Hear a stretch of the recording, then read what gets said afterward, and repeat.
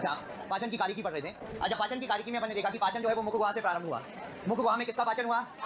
मुख गुहा में स्टार्च का। कौन सा एंजाइम? कौन सा एंजाइम? एमाइलेज, या क्या बोलते हैं दूसरा नाम? टाइलिन। कितना पीएच? 6.8। स्टार्च किसमें परिवर्तित हुआ? माल्टोज में। इसके बाद पाचन किसमें? आमाशय में। आमाशय में दुग्ध प्रोटीन का पाचन किसने किया? किसने? रेनिन ने। और रेनिन के बाद उस पर काम किसने किया? कैल्शियम और पेप्सिन ने। और प्रोटीन, बाकी के प्रोटीन का पाचन किसने किया? पेप्सिन ने। पीएच कितना? पीएच कितना? 1.8। और इसके अलावा कौन सा एंजाइम था एक और जो बहुत सूक्ष्म मात्रा में मिलता है? कौन सा एंजाइम आमाशय में? कौन सा? Gastric lipase. आमाशय का पीएच कितना? 1.8। तो इस पे पाचन किया। कितने वसा का पाचन किया? कितने वसा का पाचन? 1% है ना। चलिए, तो अब आगे बात करते हैं।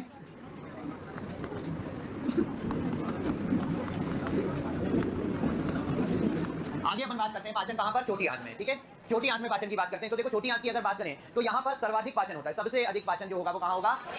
कहां पर? छोटी आंत में। और छोटी आंत में यहां पर अपन ने कहा कि यहां सबसे अधिक सर्वाधिक पाचन जो होने वाला है वो छोटी आंत में होने वाला है। और छोटी आंत के भी कौन से भाग में? डिओडेनम या ग्रहणी। छोटी आंत के किस भाग में? डिओडेनम या ग्रहणी में। ठीक है, अब यहां पर सबसे अधिक पाचन क्यों होगा? क्योंकि यहां पर 3 तरह के रस आकर मिलते हैं। 3 तरह के स्राव या 3 तरह के रस आकर मिलते हैं। यहां पर एक तो आकर मिलेगा पित्त रस। अपन ने वो कनेक्शन पढ़ा था, पूरा ध्यान है आपको? लिवर से, गॉल ब्लैडर से लेकर ग्रहणी तक पित्त रस मिलेगा। यहां पर आपको मिलेगा कौन सा रस? अग्नाशयी रस। और तीसरा मिलेगा यहां पर आंतरीय रस, जो खुद आंत की भित्ति निकाले। भाई, पित्ताशय से पित्त रस जो है वो किसने बनाया है? पित्त रस किसने बनाया? लिवर ने, यकृत ने।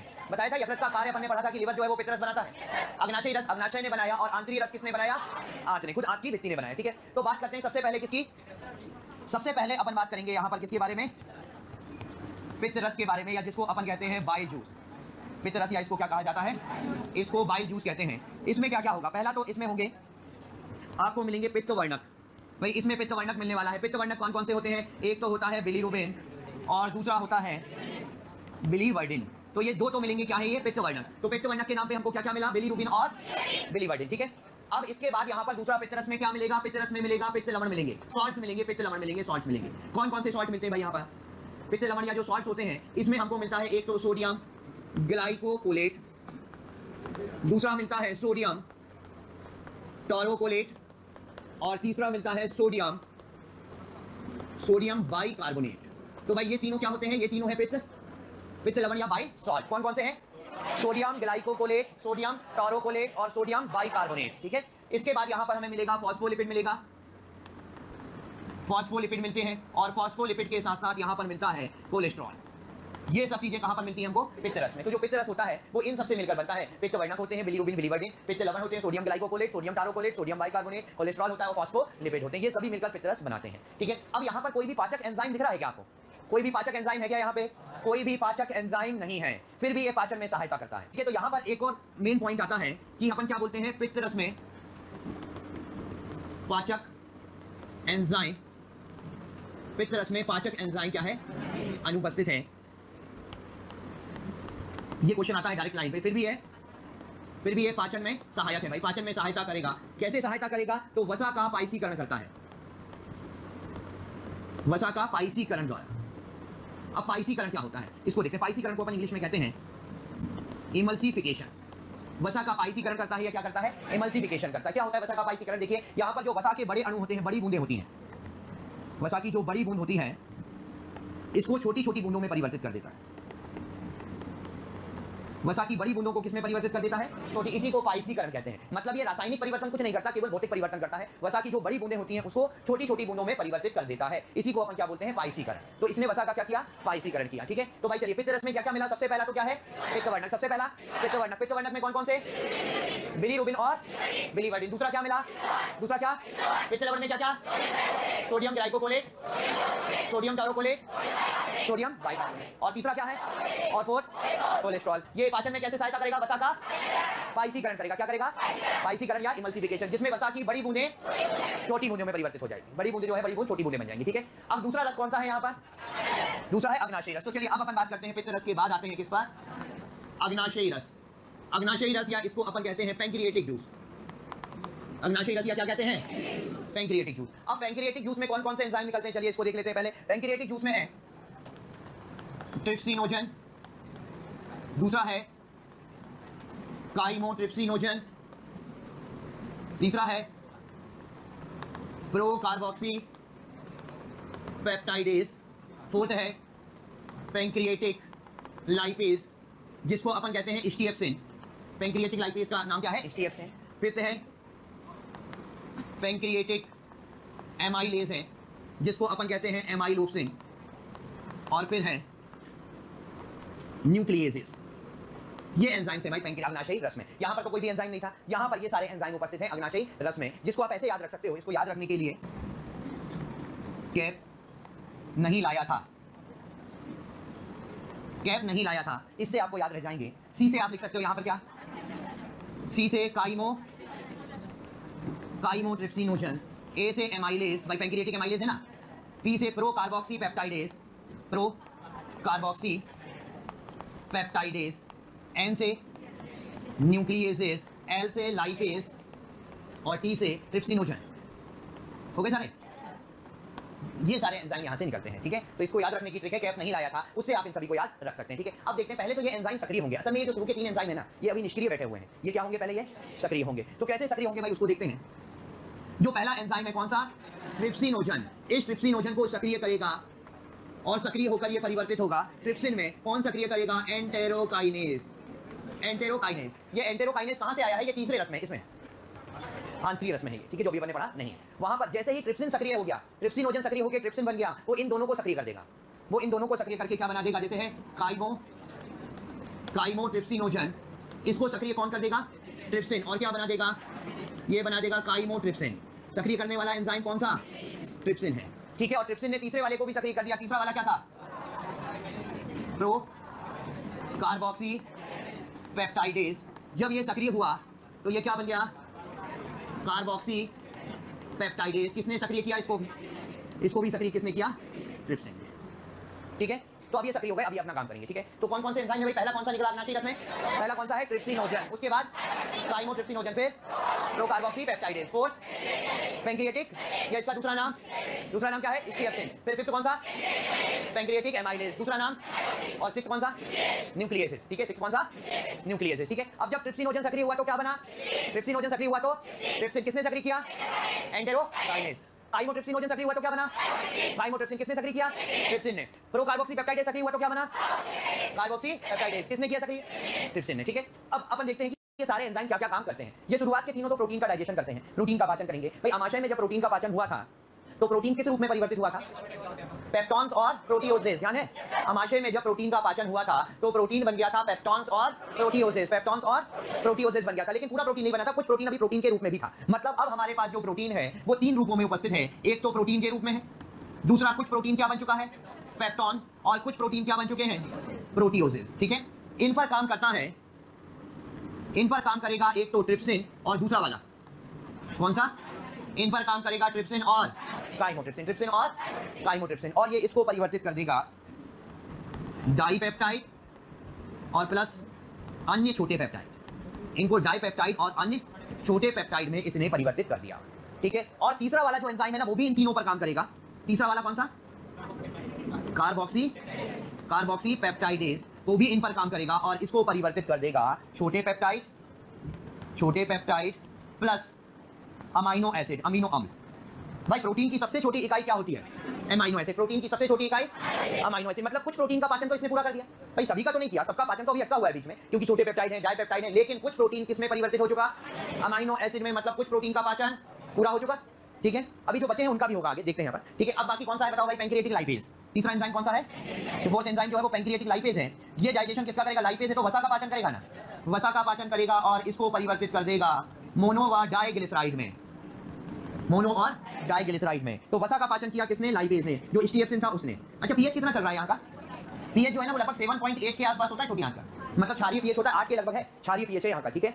तो वसा का पाचन कर दिया इसने, लेकिन वसा का पूरा पाचन नहीं किया, क्योंकि वसा जब पूरी तरह से पाचित होगा तो वसीय अम्ल और ग्लिसरॉल बनेगा। अपन ने पढ़ा था बायोमोलिक्यूल में कि वसीय अम्ल और ग्लिसरॉल के मिलने से वसा बनता है। तो अभी वसीय अम्ल और ग्लिसरॉल तो बना नहीं, मतलब वसा भी अभी आधा अधूरा लटका हुआ है पाचन में। उसके बाद कौन सा एंजाइम है? Pancreatic amylase. एमाइलेज किसका पाचन करता है? स्टार्च का। मुख्य गुहा में स्टार्च का 30% पाचन हुआ था। 30% स्टार्च का कितना बचा था? 70% बचा था ना। तो ये 70% स्टार्च को किसमें कन्वर्ट कर देगा? किसमें कन्वर्ट कर देगा? माल्टोज में। भाई 30% मुख्य गुहा में हो गया था, 70% तो बचा हुआ था ना अभी। 70% किसमें परिवर्तित हो गया? माल्टोज में। किसने किया? पैंक्रियाज वाले एमाइलेज ने, ठीक है। और लास्ट एंजाइम कौन सा बचा? न्यूक्लियसेस, ये न्यूक्लिक अम्ल का पाचन करता है। न्यूक्लिक अम्ल जो अपने बायोमोलिक्यूल में नहीं पढ़े थे, मैंने कहा था आपको ये बॉटनी वाले क्वेश्चन में पढ़ाए जाएंगे। न्यूक्लिक अम्ल किससे बनते हैं? न्यूक्लियोटाइड से। न्यूक्लिक अम्ल किससे बनते हैं? न्यूक्लियोटाइड। तो न्यूक्लिक अम्ल को किसमें परिवर्तित कर दिया इसने? न्यूक्लियोटाइड में। किसने किया परिवर्तित? ये किया न्यूक्लियसेस। न्यूक्लियसेस ने इतना पाचन किया इन्होंने। बात समझ में आई? तो जो ट्रिप्सिन है, ये भाई ट्रिप्सिनोजन सक्रिय होकर क्या बना? ट्रिप्सिनोजन सक्रिय होकर ट्रिप्सिन, काइमोट्रिप्सिनोजन, काइमोट्रिप्सिन, प्रोकार्बोक्सीपेप्टाइडेज, कार्बोक्सीपेप्टाइडेज, तीनों ने किसका पाचन किया? तीनों ने किसका पाचन किया? प्रोटीन का। प्रोटीन किस रूप में था अपने पास? कुछ प्रोटीन के रूप में, कुछ पेप्टॉन्स, कुछ प्रोटीओजेस। ट्रिप्सिन और काइमोट्रिप्सिन ने इसको किसमें परिवर्तित किया? डाइपेप्टाइड और छोटे पेप्टाइड में, ठीक है। और कार्बोक्सीपेप्टाइडेज ने इसको किसमें परिवर्तित किया?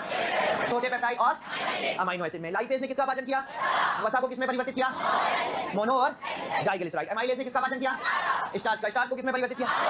और न्यूक्लियसेस ने किसका पाचन किया? न्यूक्लिक अम्ल का। किसमें परिवर्तित किया? न्यूक्लियोटाइड में, ठीक है। तो ये दो रस तो हो गए भाई। यहाँ पर अपन ने पित्तरस पढ़ लिया, यहाँ पर अपन ने अग्नाशयी रस पढ़ लिया। तीसरा बचा है कौन सा? आंतरिक रस। उसके बारे में भी पढ़ते हैं, ठीक है। तो आंतरिक रस जो बचा कुछ पाचन है ना, इसको भी पूरा कर देगा। जो बीच में लटके हुए हैं इनको पूरी तरह से इनका पाचन करेगा, ठीक है। इतना नोट करिए। नेक्स्ट जो है तीसरे प्रकार का रस जो इसमें था, कौन सा? आंतरिक रस।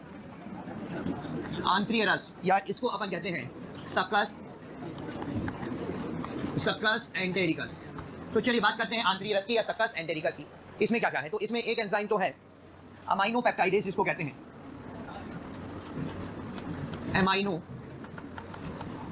अमाइनो पेप्टाइडेज कहते हैं जिसको, या इसी को कहते हैं डाइपेप्टाइडेज। अमाइनो पेप्टाइडेज और डाइपेप्टाइडेज हैं। ये क्या करते हैं? ये यहाँ पर जो छोटे पेप्टाइड हैं भाई, छोटे पेप्टाइड के रूप में प्रोटीन है ना अभी अपने पास, और किस रूप में है? डाइपेप्टाइड। भाई छोटे पेप्टाइड का ही एक टाइप है डाइपेप्टाइड भी, मतलब सारे छोटे पेप्टाइड हैं। इसको ये परिवर्तित कर देता है एमाइनो एसिड में। मतलब प्रोटीन का पाचन तो हो गया पूरा। सारे प्रोटीन जो पाचन होने वाला था सब किसमें परिवर्तित हो चुके? एमाइनो एसिड में, अपनी सबसे छोटी इकाई में। अब भाई बचा कार्बोहाइड्रेट। कार्बोहाइड्रेट हमारे पास है माल्टोज के रूप में। भाई माल्टोज है ना, स्टार्च हमारा किसमें परिवर्तित हो गया था?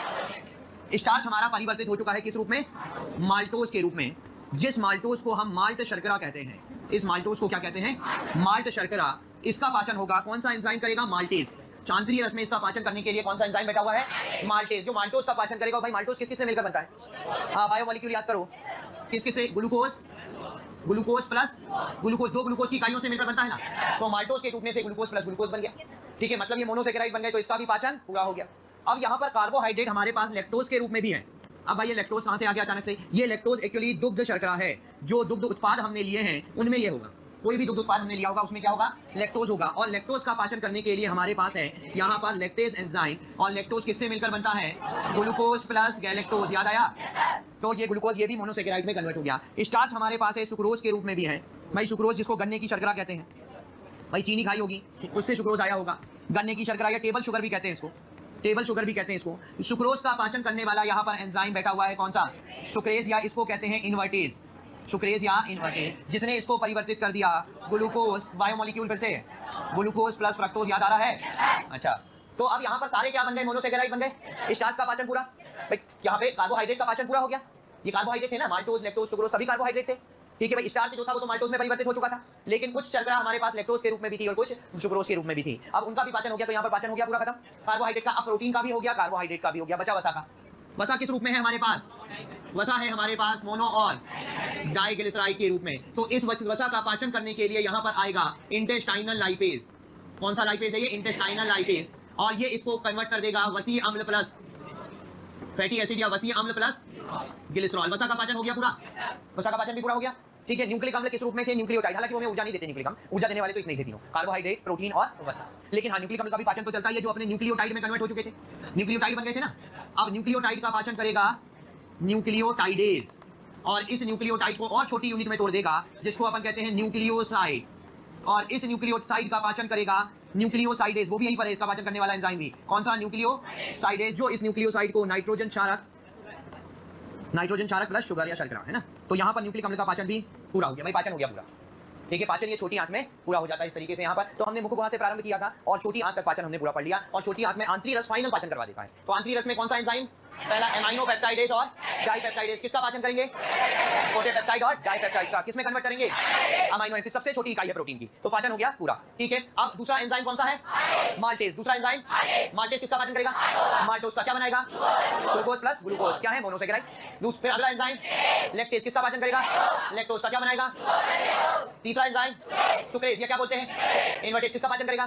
सुक्रोज का। क्या बनाएगा? Glucose plus. Next enzyme intestinal lipase, किसका पाचन? मोनो और डाइग्लिसराइड, क्या बनाया? वसी अम्ल। और फिर नेक्स्ट एंजाइम न्यूक्लियोटाइडेज, किसका पाचन किया? न्यूक्लियोटाइड, क्या बना दिया? न्यूक्लियोटाइड का पाचन करने वाला न्यूक्लियोसाइडेज क्या बना दिया?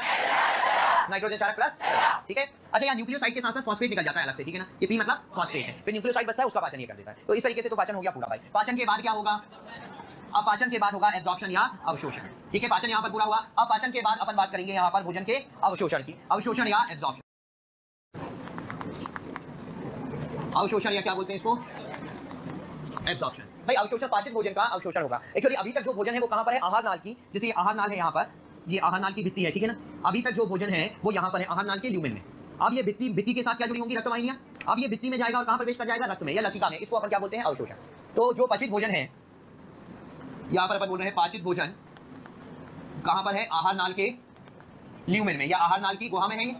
आहार नाल की गुहा में है। अब ये आहार नाल की गुहा से कहाँ चला जाएगा? रक्त में या फिर लसिका में। इसी को अपन क्या बोलेंगे? एब्जॉर्प्शन या अवशोषण, ठीक है। अब देखते हैं अवशोषण होता कैसे है। तो भाई अवशोषण की प्रक्रिया एक तो होती है निष्क्रिय, निष्क्रिय या जिसको अपन कहते हैं पैसिव। भाई निष्क्रिय या पैसिव में ऊर्जा उपयोग में आएगी या नहीं आएगी? इसमें ऊर्जा का कोई काम नहीं होगा, ठीक है। इसमें क्या होगा? जो भोज्य पदार्थ होंगे अपनी वो उच्च सांद्रता से निम्न सांद्रता की ओर जाएंगे, ठीक है। जैसे कि इस तरह से अवशोषण किसका होता है भाई? अल्प मात्रा ग्लूकोज की, अल्प मात्रा ग्लूकोज। इस तरह से अवशोषण होता है क्लोराइड आयन का। इस तरीके से अवशोषण होता है कुछ अमीनो अम्ल का, कुछ अमीनो एसिड। भाई ये निष्क्रिय रूप से अवशोषित होते हैं। निष्क्रिय के बाद आता है दूसरी विधि जो अवशोषण की होती है, वो होती है सक्रिय विधि। सक्रिय मतलब बिल्कुल एक्टिव ट्रांसपोर्ट, एक्टिव होगा, जिसमें ऊर्जा का प्रयोग होगा। क्यों होगा? क्योंकि यहाँ निम्न सांद्रता से उच्च सांद्रता की ओर जा रहे हैं। तो निम्न से उच्च की तरफ जाएंगे, जहां पहले से ज्यादा है वहीं जाएंगे, तो सीधी क्या लगेगी? यहाँ पर ऊर्जा का उपयोग होगा। और सक्रिय अवशोषण किसका होता है? ग्लूकोज की अधिकतर मात्रा ऐसे ही अवशोषित होती है। गैलेक्टोज का अवशोषण ऐसे होगा, सोडियम आयन का अवशोषण ऐसे होगा, और कुछ अमीनो एसिड। ए का मतलब है अमीनो एसिड, ठीक है। तो ये भी सक्रिय रूप से अवशोषित होंगे। और तीसरे प्रकार की जो अवशोषण है, तीसरे प्रकार का जो अवशोषण है वो होता है सुसाध्य। सुसाध्य इसका मतलब क्या? फैसिलिटेटेड। सुसाध्य अवशोषण होगा फैसिलिटेटेड। फैसिलिटेटेड का मतलब होता है किसी वाहक के साथ, वाहक के द्वारा।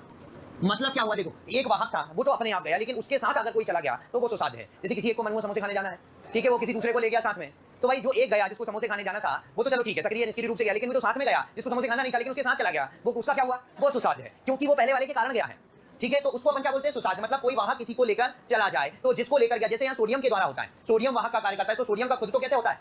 सक्रिय। सोडियम का खुद तो एक्टिव हो रहा है ना, लेकिन वो अपने साथ किसको ले जाता है? वो अपने साथ ले जाता है ग्लूकोज को, कुछ मात्रा ग्लूकोज की, वो अपने साथ ले जाता है फ्रक्टोज को, और वो अपने साथ ले जाता है कुछ अमीनो एसिड को। तो वाहक का कार्य कौन कर रहा है यहाँ पर? जो वाहक है वो सोडियम खुद तो सक्रिय रूप से हुआ, लेकिन अपने साथ जिनको ले गया उनका क्या बोलेंगे? सुसाध्य कहेंगे, ठीक है। तो मतलब आप यहाँ देख सकते हो ग्लूकोज का तीनों विधियों द्वारा हो रहा है, कुछ निष्क्रिय भी हो रहा है, कुछ सक्रिय भी हो रहा है, अधिकतम सक्रिय होता है, और कुछ सुसाध्य भी हो रहा है। देख रहे हो ना, तीनों विधि द्वारा हो रहा है। अच्छा, यहाँ पर देखो, अपन ने प्रोटीन का जब पाचन हुआ था तो अमीनो अम्ल बने थे। अमीनो अम्ल का अवशोषण कैसे हुआ? पढ़ लिया, तीनों विधियों के द्वारा हुआ इनका भी। भाई कार्बोहाइड्रेट का जब पाचन हुआ था तो क्या बने थे? ग्लूकोज, गैलेक्टोज और फ्रक्टोज। देखो तीनों का अवशोषण पढ़ लिया यहाँ पर, ग्लूकोज भी पढ़ा, गैलेक्टोज भी पढ़ा और फ्रक्टोज भी पढ़ा, ठीक है। लेकिन वसा का जब पाचन हुआ था तो क्या बने थे? वसी अम्ल और ग्लिसरॉल। इनका अवशोषण बनने यहाँ नहीं पढ़ा। क्यों? क्योंकि इनका अवशोषण अलग तरीके से होता है। भाई ये जितने भी हैं ये तो सीधे रक्त में चले जाते हैं, आहार नाल की गुहा से कहां पहुंच जाते हैं? रक्त में। लेकिन वसीय अम्ल और ग्लिसरॉल के साथ ऐसा नहीं होता, उनका अवशोषण, क्योंकि वो सीधे रक्त में घुलनशील होते ही नहीं, इसलिए वो रक्त में जाते ही नहीं। तो अब अपन पढ़ते हैं अलग से, यहीं पर किसका अवशोषण बताने जा रहा हूं मैं आपको? वसा का अवशोषण। ये अलग तरीके से होता है। भाई मैंने आपको कहा कि ऊर्जा देने वाले मुख्य रूप से जो ऊर्जा हमको मिलती है जिनसे, वो होते हैं कार्बोहाइड्रेट, वो होते हैं प्रोटीन, वो होते हैं वसा, ठीक है। तो हमारे शरीर के लिए मुख्य तत्व है कार्बोहाइड्रेट, प्रोटीन और वसा। कार्बोहाइड्रेट का अवशोषण पढ़ लिया, प्रोटीन का भी पढ़ लिया अमीनो अम्ल के रूप में, लेकिन वसा का अभी तक नहीं पढ़ा। तो वसा का अवशोषण कैसे होता है? एक्चुअली वसा किस रूप में है अभी? फैटी एसिड और ग्लिसरॉल। वसीय अम्ल, सबसे पहले क्या होता है यहाँ पर? वसीय अम्ल और ग्लिसरॉल ये पित्त लवण से मिलते हैं, पित्त लवण से मिलकर ये मिसेल बनाते हैं। देखिएगा यहाँ पर मैं क्या कह रहा हूँ, सबसे पहले वसीय अम्ल और ग्लिसरॉल किससे मिल गए? पित्त लवण से, और उनसे मिलकर जो अणु बनाए उसको अपन ने क्या बोला? मिसेल। तो सबसे पहले इन्होंने पित्त लवण के साथ मिलकर क्या बना लिए? इन्होंने मिसेल बना दिया, ठीक है। मिसेल बन गया। अब ये मिसेल क्या होते हैं? आंत की कोशिका में जाते हैं। भाई यहाँ पर आंत की कोशिकाएं होंगी, भाई आंत की भित्ति है तो कोशिकाएं तो होंगी ना, यहाँ पर ये कोशिकाएं ही तो है ल्यूमेन में, बाकी के तो सारे क्या हुआ? कोशिका के माध्यम से रक्त में निकल लिए थे। लेकिन इनके साथ ऐसा नहीं है, ये सबसे पहले कहाँ जाएंगे? आंतरिक कोशिका में। मिसेल कहाँ प्रवेश करेगा? आंतरिक कोशिका में। अब मिसेल गया कहाँ? मिसेल आंतरिक कोशिका में गया, मिसेल गया आंतरिक कोशिका में। अब आंतरिक कोशिका में जाने के बाद जब आंत की कोशिका में चला गया मिसेल, उसके बाद इस वसीय अम्ल और ग्लिसरॉल फिर से आपस में मिल गए। कौन गिर गया? तो वसीय अम्ल पूरे हैं, तो वसी अम्ल और ग्लिसरॉल आपस में मिल गए और मिलके क्या बना लेंगे, फिर से वसा बना लेंगे। भाई वसी अम्ल और ग्लिसरॉल टूटकर बने थे वसा से, अब ये आपस में मिल गए, आंत की कोशिकाओं में जाकर फिर मिल गए आपस में और क्या बना लिया इन्होंने, वो वसा। तो अब क्या हुआ यहाँ पर कि आंतरीय कोशिका में, आंतरीय सेल में वसी अम्ल और ग्लिसरॉल मिलकर क्या बना लेते हैं, वसा बना लेते हैं, फिर से वसा, ट्राइग्लिसराइड बना लेते हैं, वसा बना लिया इन्होंने फिर से, ठीक है। अब ये वसा बन गया फिर से आंत की कोशिका में, अब ये वसा प्रोटीन से मिल जाता है। अब ये वसा किससे मिल जाएगा, वसीय अणु जो है वो किससे मिल जाएंगे, प्रोटीन से जुड़कर। भाई एक अपन ने पढ़ा था काइलोमाइक्रोन, आपको ध्यान हो तो याद आया, ये मैंने बताया था आपको संयुक्त वसा में, लाइपोप्रोटीन बताया था, लिपिड प्लस प्रोटीन, काइलोमाइक्रोन। जब याद नहीं आ रहा तो यही देख लो कि वसीय अणु जो थे वो प्रोटीन से जुड़कर क्या बन गए, काइलोमाइक्रोन बनाते हैं। काइलोमाइक्रोन क्या है, वसीय वसा और प्रोटीन के जुड़ने से बनने वाला अणु है। वसा और प्रोटीन आपस में जुड़ गए, उनके जुड़ने से बनने वाला अणु क्या कहलाता है, वो कहलाता है काइलोमाइक्रोन। ये काइलोमाइक्रोन बन गया। अब ये काइलोमाइक्रोन किससे जुड़ेगा, ये काइलोमाइक्रोन ये प्रवेश करेगा लसिका वाहिनियों में। ये काइलोमाइक्रोन किसमें प्रवेश करते हैं, लसिका वाहिनियों में, जिनको अपन कहते हैं लैक्टियल। हाथ की लसिका वाहिनी क्या कहलाती है, लैक्टियल। लैक्टियल में प्रवेश करते हैं और अपन ने परिसंचरण तंत्र में पढ़ा था लसिका वाहिनियां रक्त वाहिनी में खुलती है, तो ये कहाँ चले जाते हैं, रक्त में चले गए। इस तरीके से इनका अवशोषण हुआ है, ठीक है। मतलब क्या क्या हुआ देखो यहाँ पर, मैंने आपसे कहा सबसे पहले वसा का अवशोषण जब हुआ तो वसीय अम्ल और ग्लिसरॉल आंत के ल्यूमेन में थे, है ना। ये किससे जुड़ गए, वसीय अम्ल और ग्लिसरॉल किससे जुड़ गए, किससे, बाइल सॉल्ट या पित्त लवण, और क्या बना लिया, क्या बनाया, मिसेल। मिसेल कहाँ गया, आंत की कोशिका में। मिसेल कहाँ गया, आंत की कोशिका में। आंत की कोशिका में, आंत की कोशिका में जब मिसेल गया तो वहां पर वसीय अम्ल और ग्लिसरॉल फिर से मिलकर क्या बन गए, वसा बन गए। क्या बन गए, वसा। वो ट्राइग्लिसराइड भी वसा ही है ना, वसा बन गए। वसा के अणु किससे जुड़ गए, किससे जुड़ गए, वसीय अणु किससे जुड़े, प्रोटीन से, और क्या बन गया, काइलोमाइक्रोन। काइलोमाइक्रोन फिर कहाँ गए, लसिका वाहिनियों में। लसिका वाहिनियों को क्या बोलते हैं, क्या बोलते हैं, लैक्टियल। और लसिका वाहिनियां किसमें खुलती हैं, रक्त वाहिनियों में, तो ये कहाँ चले गए, रक्त में चले गए। इस तरीके से वसा का अवशोषण हुआ लसिका के माध्यम से, डायरेक्ट रक्त में ये नहीं गया था, ठीक है। बात आई समझ में।